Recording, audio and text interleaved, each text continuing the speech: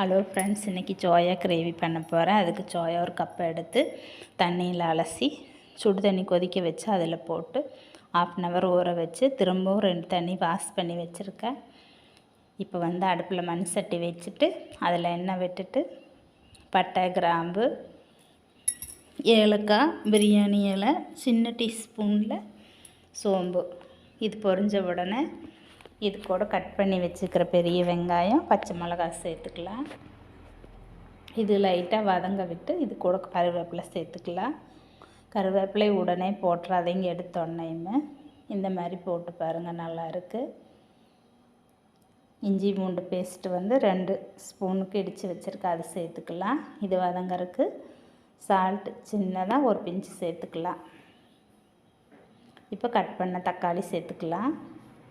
தக்காளி உங்களுக்கு எந்த அளவு 4 தக்காளி கூட சேர்த்துக்கோங்க. நான் கொஞ்சமாக தான் சேர்த்துருக்கேன். மல்லித்தூள், மிளகாத்தூள், கரம் மசாலா, சீரகம் போட்டிருக்கிற சீரகத்தூளுக்கு பதிலாக நீங்கள் சீரகத்தூள் போட்டுக்கலாம். இது வதங்கையில் மஞ்சத்தூள் இது கூட ஒரு சின்ன டீஸ்பூனில் ஒரு பிஞ்சு போட்டிருக்கேன். கல்லுப்பு சேர்த்து நல்லா வதங்கிட்டு தண்ணி விட்டுக்கலாம்.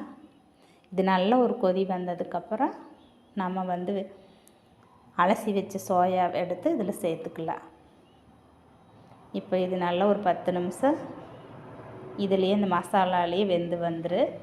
தேங்காய் அரைச்சி வச்சுருக்கிறேன், தேங்காய் பேஸ்ட்டு, தேங்காய் பால் 2 வச்சுருக்கேன். நீங்கள் தேங்காய் பால் ஊற்றாமல் கூட இப்படியே கூட யூஸ் பண்ணலாம், நல்லாயிருக்கு. எனக்கு பிடிக்கும்னு தேங்காய் சேர்த்திருக்கேன். இதையும் சேர்த்து தேங்காய் பால் ஊற்ற போகிறேன். ஒரு 2 நிமிஷம் கிளறி விட்டோன்னே தேங்காய் பால் ஊற்றினோடனே அடுப்பை ஆஃப் பண்ணிடணும்.